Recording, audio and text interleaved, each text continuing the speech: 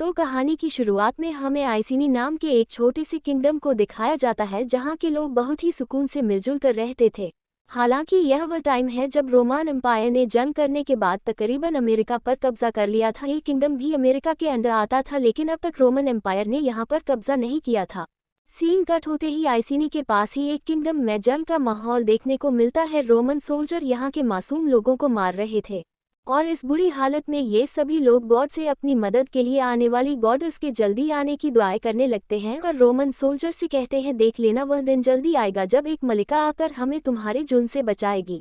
ये बात काफी अजीब थी। रोमन सोल्जर का जर्नल ये बात फौरन अपने किंग को बताता है, जो भी यह सारी बातें सुनकर गुस्से में आ चुका था। इसलिए वह फौरन ही इस एम्पायर की सभी ताकतवर औरतों को जान से मारने का ऑर्डर दे देते हैं, स्पेशली वह औरतें जो उसका मुकाबला कर सकती थी। गुस्से से ज्यादा शायद उसको अपनी हार का डर हो गया था। खैर, दूसरी तरफ आइसिनी के जर्नल भी उनके किंगडम के लिए बुरी खबर लाए थे, जो ये थी कि रोमन एम्पायर अपना एक नया जर्नल यहाँ भेज रहे हैं। जरूर वह उनके साथ कोई भलाई तो नहीं करेगा, इन्हें अब नई मुसीबत के लिए तैयार रहना होगा। इस वक्त किंग की बीवी बॉडका अपने बेटियों के साथ बाजार जाने के लिए निकली थी, जहां रास्ते में उनकी नज़र पेड़ों पर लटकी हुई लाशों पर पड़ती है। बॉडका की बेटियां घबरा जाती हैं तो बॉडका कहती है कि डरो नहीं, यह जरूर वही लोग होंगे जिन्होंने कोई बुरा काम किया होगा। तभी बॉडका की बात काटकर बॉडका की मेड उससे कहती है कि नहीं नहीं, इनका कसूर सिर्फ इतना था कि यह क्रिश्चियन है। क्योंकि रोमन क्रिश्चियन को पसंद नहीं करते इसलिए उन्होंने इन्हें मरवा दिया। खैर, ये लोग चलते चलते बाजार आ जाते हैं जहाँ दूसरे कबीले के हर लोग जैसे ही बॉडका को देखते हैं वो उसे देखते ही उसके सामने सभी झुक गए। वह उसे गॉडेस बॉडका कह रहे थे। बॉडका शॉक खड़ी थी, वह आखिर समझ नहीं पा रही थी कि आखिर हो क्या रहा है।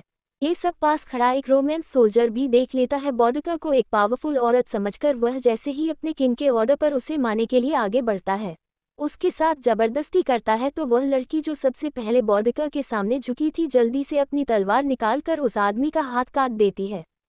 अगले ही सेकंड उसने इस आदमी का सर भी काट दिया, यानी उसने एक रोमन सोल्जर को मार दिया और यह उससे बहुत बड़ा गुनाह हो गया। ये लोग अब जानते थे कि यहाँ अब रोमन फौज आ जाएगी इसका बदला लेने के लिए, इसीलिए ये सब तो अब भाग जाते हैं। लेकिन अब रोमन सोल्जर पर जाते हैं क्वीन के पीछे यानी बॉडका के पीछे। बॉडका अपनी जान बचाने के लिए रोमन सोल्जर के साथ सुलह की बात करती है। ये सोल्जर भी बॉडका की जान बख्शने के लिए मान गए थे, लेकिन एक शर्त पर, जो ये थी कि बॉडका को सजा जरूर मिलेगी और वह सजा ये थी कि बॉडका पूरे 1 साल तक महल से बाहर नहीं जा सकती थी। इन सब के चले जाने के बाद बॉडका अपने हस्बैंड से यानी किंग से बात करती है, उन्हें बाजार में होने वाली सारी बात सुनाती है और उससे पूछती है, मुझे एक बात समझ नहीं आई, उन्होंने मुझे गॉडेस कहकर क्यों पुकारा। किंग जवाब देते हैं कि शायद इसलिए क्योंकि तुम बारबेरियंस की ब्लड लाइन से हो। बारबेरियंस यानी दुनिया के सबसे बहादुर सोल्जर। अगले दिन टूटेंस की तरह बॉडका अपनी बेटियों के साथ खेल रही थी, लेकिन नकली तलवारों के साथ, जिनको देखकर किंग खुश हो रहे थे। किंग को लगा कि शायद बॉडका को तलवार चलाना नहीं आता। वह अपनी बेटियों के जाने के बाद जैसे ही बॉडका को तलवार चलाने की शिक्षा देने लगता है, बॉडका का बड़ी होशियारी के साथ उसी के ऊपर अपनी नकली तलवार से हमला कर देती है। बादशाह को भी समझ नहीं आया था, एकदम से वह उसकी पकड़ में आ गए थे और उसकी चाल देखकर बादशाह समझ गए कि बॉडका बहुत ताकतवर है और जो वह सोच रहा है कि बॉडका को तलवार चलाना नहीं आता वह गलत था। अब जब वह बॉडका को अपने रूम में लेकर आता है और उसके सामने एक तलवार निकालता है, ये तलवार उसे बॉडका के डैड ने दी थी। यह कोई आम तलवार नहीं थी बल्कि बारबेरियंस की तलवार थी। इस तलवार की सबसे खास बात यह थी कि यह गॉडेस बॉडका की तलवार थी, जिसे बहुत से जादू की मदद से बनाया गया था। अब अगले दिन आइसिनी में रोमन जनरल आते हैं। इसके बारे में किंग को पहले से ही खबर उनके जनरल से मिल गई थी। यहाँ के सभी लोग दुश्मन होने के बावजूद रोमन जनरल को इतनी इज्जत देते हैं जैसे कि वह बहुत खास मेहमान हो, लेकिन वह जनरल तो इन्हें कीड़े मकोड़े से भी कम समझ रहा था। फिलहाल के लिए तो वह यहाँ से चला जाता है, लेकिन किंग जान चुके थे कि इसके इरादे अच्छे नहीं, इसलिए वह अपने जनरल के साथ मिलकर रोमन सोल्जर के उनके किंगडम पर हमला करने से पहले ही रोमेंस के यहाँ पर आए ब्लेडून पर हमला करने का सोचता है, ताकि वह अपने किंगडम को बचा सके। रातों रात की अपनी फौज को तैयार करते हैं और जंग पर निकल जाते हैं। ये जंग बहुत भारी थी, रोमन सोल्जर स्ट्रिंग थे और इन लोगों के पास तो ज़्यादा हथियार भी नहीं थे, लेकिन ये लोग हिम्मत नहीं हारते और ऐसे जंग जीत जाते हैं। ये जंग जीत तो गए, लेकिन इन्होंने जंग जीतने की बहुत बड़ी कीमत चुकाई। जंग से वापस आकर जनरल बॉडका को ये खबर देते हैं कि किंग अब नहीं रही। ये खबर बॉडका को पूरी तरह तोड़ चुकी थी। इतना बड़ा सदमा, अब इस किंगडम को संभालने वाला भी कोई नहीं रहा था, इसलिए बॉडका अपने आप को मजबूत बनाती है। और अपने किंगडम की सभी जिम्मेदारियां संभाल लेती है। उसके किंगडम को संभालने वाली खबर जैसे ही रोमन सोल्जर को पता लगती है तो जनरल अगले ही दिन उसके पास पहुंच जाते हैं। इन्हें बताया जाता है कि रोमन्स की हुकूमत में कोई भी औरत हुकूमत नहीं कर सकती किसी भी किंगडम पर, और बॉडका ने ये काम करके बहुत बड़ा जुर्म कर दिया था, जिसकी सजा के बदले अब उसकी सारी सल्तनत रोमन्स की हो चुकी थी। सिर्फ यही नहीं, बॉडका को इससे भी सख्त सजा दी जाती है। उसके किंगडम के, उसके सल्तनत के, उसके सभी लोगों के सामने उसके शाही कपड़े उतारकर रोमन सोल्जर उसे पेड़ से लटकाकर कोड़े मारना शुरू कर देते हैं। और यहाँ खड़ा कोई भी अपनी मल्लिका के लिए, अपनी बॉडका के लिए कुछ नहीं कर पाता। बॉडका बुरी तरह जख्मी होकर बेहोश हो गई। रात भी हो गई थी और हम देखते हैं कि आइसिनी के अंदर बैठे रोमेंस पर अचानक कोई हमला कर देता है। ये वही लोग थे जो बॉडका को गॉडेस मानते थे।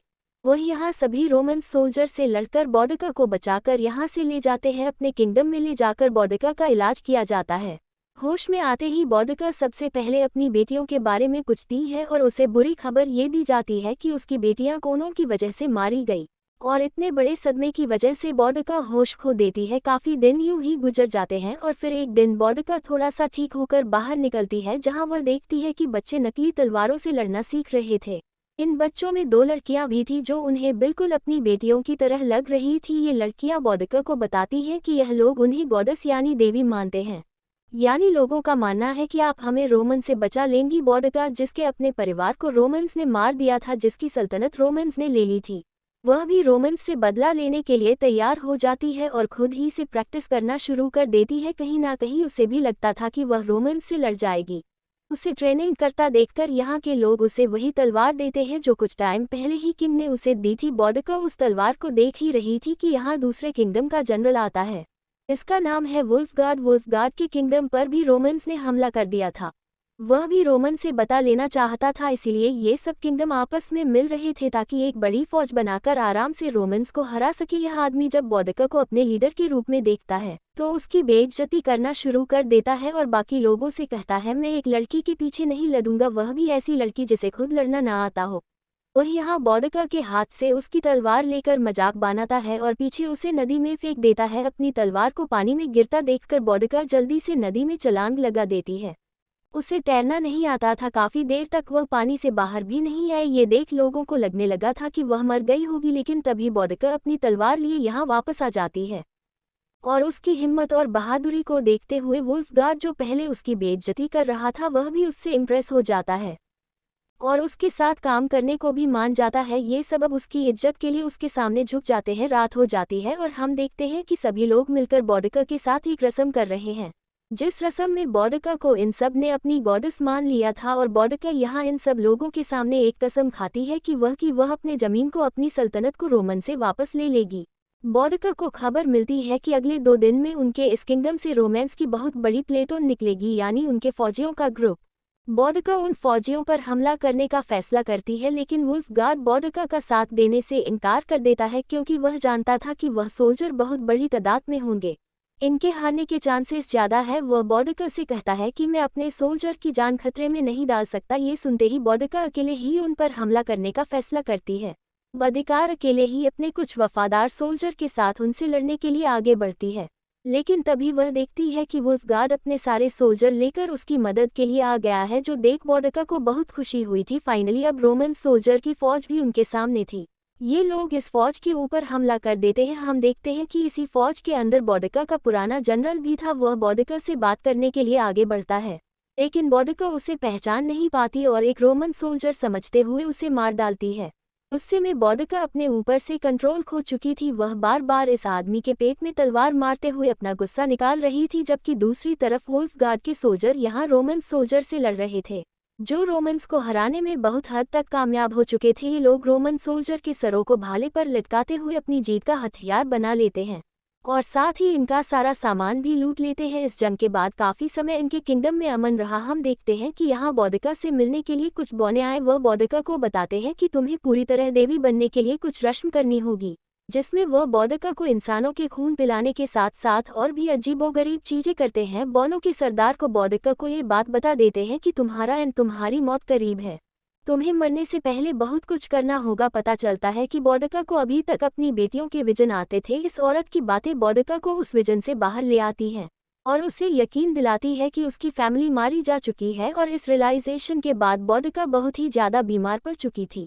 बौडिका को अभी हिम्मत नहीं हारनी थी, वह ऐसे बीमार रहकर पड़ी नहीं रह सकती थी। उसकी ज़िंदगी का एक मकसद था, उसे रोमन से लड़ना था। इसलिए वह अपनी एक बहुत बड़ी फौज तैयार करती है और कमेलिया नाम के एक शहर पर हमला कर देती है, जहाँ के आम मासूम शहरी लोगों को तो रोमेंस ने मार डाला था। और अब उस शहर में सिर्फ रोमन सोल्जर ही रहा करते थे। बौडिका के किए गए इस हमले में बहुत सारे रोमन सोल्जर मारे जाते हैं। इसके बाद बौडिका इस शहर को आग लगा देती है। बौडिका की इस जीत की खुशी में अगली सुबह बौडिका के सभी सोल्जर अपने मुंह पर वैसा निशाना बनाते हैं जैसा बौडिका के मुंह पर बना था। हालांकि वह ये नहीं जानते थे कि उसके मुंह पर बना वह निशान गुलामी का निशान है, जिसे रोमन्स ने ही बनाया था। बौडिका जब उनसे पूछती है कि तुम जानते हो कि इस निशान का मतलब क्या है, तब सोल्जर कहते हैं कि हम इतने पढ़े लिखे तो नहीं, लेकिन हाँ, ये निशान बनाकर हम आपकी पहचान को अपना बना रहे हैं। ये सब सुनने के बाद बौडिका अपने आप को काफ़ी ताकतवर महसूस कर रही थी। वह अब अगला हमला लंदन में करने का सोच रही थी, जहां पर सबसे ज़्यादा रोमन सोल्जर्स थे। ये लोग अपनी बहुत बड़ी सी फौजी बनाते हैं और लंदन के ऊपर भी हमला कर देते हैं। यहाँ पर भी बौडिका के सोल्जर ने हिम्मत दिखाई, उन्होंने बहुत सारे रोमन सोल्जर को मार डाला था और यह जंग भी जीत ली थी। इन सभी हमलों के बाद रोमन्स की ताकत है यहाँ पर कम होती जा रही थी, यहाँ तक कि अब रोमन्स के लोगों को अपनी जान का भी खतरा बढ़ गया था। इसीलिए रोम के लोग अपने ही बादशाह के खिलाफ धरने देना शुरू कर देते हैं, वह बिल्डिंग चला देते हैं और यहाँ तबाही का एक नया मंजर बन जाता है। इस सारी अफरा तफरी में रोमन के जनरल अपने राजा के पास आते हैं, उनसे पूछने के लिए कि आगे क्या करना है, या जंग का ऐलान किया जाएगा, वह लोग जंग कैसे करेंगे। इन सब के जवाब में बादशाह कहते हैं, मुझे क्या पता, मैं एक वॉरियर थोड़ी हूँ, मुझे क्या पता जंग कैसे होगी, मैं तो एक म्यूजिशियन हूँ, मुझे तो सिर्फ गाना बजाना आता है और यह सारी चीज़ें मैं हैंडल नहीं कर सकता। ये कहते ही वह अपने हाथ की वेन्स काट लेता है, यानी उसने अपनी जान दे दी थी। बादशाह के मरने की खबर बर्तानिया तक पहुंच चुकी थी। वुल्फगार्ड यानी बौडिका का जनरल ये बात जानता था कि अथॉरिटी सब चुप तो नहीं बैठेगी, वह जरूर बदला लेने के लिए आएगी। इसलिए वह बौडिका से कहता है कि हमें कुछ अरसे के लिए गायब हो जाना चाहिए और फिर थोड़ी ही अरसे के बाद हम और बड़ी फौज बनाकर दोबारा से हमला करेंगे। लेकिन अब बौडिका अपने कदम रोकना नहीं चाहती, वह बस रोमन्स को खत्म करना चाहती है, चाहे उसे इसकी कोई भी कीमत अदा करनी पड़े। जवाब में वुल्फगार्ड कहता है, मैं अपने सोल्जर की जान बार बार खतरे में नहीं डाल सकता, अगर जंग आपको करनी है तो आपको अकेले जाना पड़ेगा। बौडिका का फैसला अटल था, वह सिर्फ एक ही काबिले के लोगों को लेकर जंग पर निकल जाती है। लेकिन इस बार रोमन्स भी जंग की पूरी तैयारी के साथ आए थे, इस बार उनसे लड़ना आसान नहीं हो रहा था। बौडिका की फौज मारी जा रही थी। रोमन्स के बिछाए हुए जाल की वजह से पहले ही बौडिका के बहुत सारे सोल्जर मारे जाते हैं। बौडिका की फौज और ताकत कम होती जाती है। इसके बाद ये रोमन्स उसके ऊपर हावी होने लगे थे। इस टाइम उसके ऊपर भी एक रोमन सोल्जर हमला कर देता है और वह नीचे गिर जाती है। वह बहुत तकलीफ में थी, वह लाचार होकर मरना नहीं चाहती थी। हिम्मत करके वह दोबारा उठती है, उसे लड़ना था तब तक जब तक उसके जिस्म में आखिरी सांस थी। ये लोग हार के बिल्कुल करीब ही थे, लेकिन तभी उसे पीछे से वुल्फगार्ड की आवाज आती है, जो यहाँ अपने साथियों को लिए बौडिका की मदद के लिए आ चुका था। यहाँ जंग दोबारा से शुरू हो जाती है, जिसमें अब बौडिका के लोग जंग जीतने की तरफ जा रहे थे। लड़ते लड़ते बौडिका को अपनी बेटियों के विजन आते हैं, जो उससे कह रहे थे कि आप जो भी कर ले एंड में आपको मारना ही है। ये विजन्स उसका ध्यान लड़ाई से भटका देते हैं और ऐसे में उसे एक तीर लग जाता है। बौडिका को गिरता देखकर रोमन सोल्जर के लिए तो जैसे ये गोल्डन मौका था। वह सारे एक साथ मिलकर जोर जोर से बौडिका के बॉडी में सटेप करते हुए उसे जान से ही मार डालते हैं। बौडिका मर चुकी थी और उसे मरते टाइम सिर्फ अपनी फैमिली के साथ बिताए अच्छे लम्हों के विजन्स आए थे। जंग बौडिका जीती या नहीं ये तो नहीं बताया गया, लेकिन कहानी के पोस्ट क्रेडिट सीन में हमें बताया जाता है कि बौडिका की यह कहानी अल थी। बौडिका और बौडिका की बेटियों का स्टेचू लंदन में लगा है, जिनको दिखाते हुए यह मूवी यहाँ एंड हो जाती है। Thank you for watching, please subscribe and support to my channel.